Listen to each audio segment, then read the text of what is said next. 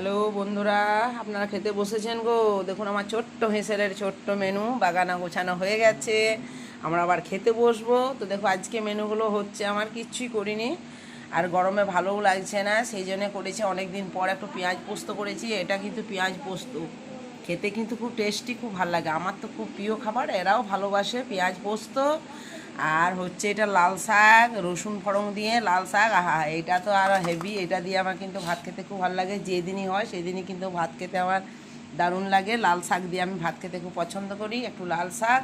আর এখনকার ধরনের দিনে হয়েছে আমের চাটনি, বাতাসা দিয়ে আমের চাটনি করেছি।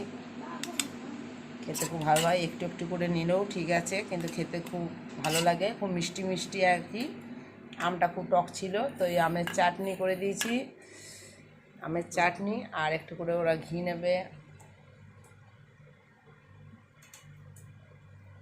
ওরা প্রতিদিন একটু করে ঘি ভাত খায়। একটু কাগজি দিয়েছি, একটু নিয়ে নেবে, এটা নিংড়ে ওরা দুজনাকার হয়ে যাবে। আমি কিন্তু পছন্দ করি না, ঘি খেতে ভালো লাগে না আমার। আমি এমনি শুধু মুখে ঘি খাই, কিন্তু ভাত দিয়ে ঘি খাই না। তো যাই হোক, আমার এই ছোট্ট হিসেবে ছোট্ট মেনু যদি ভালো লাগে অবশ্যই লাইক কমেন্ট করবে, ভিডিওটা দেখবেন। ঠিক আছে, এখানে রাখছি, খেতে বসে যাই, এবার খিদে পেয়েছে।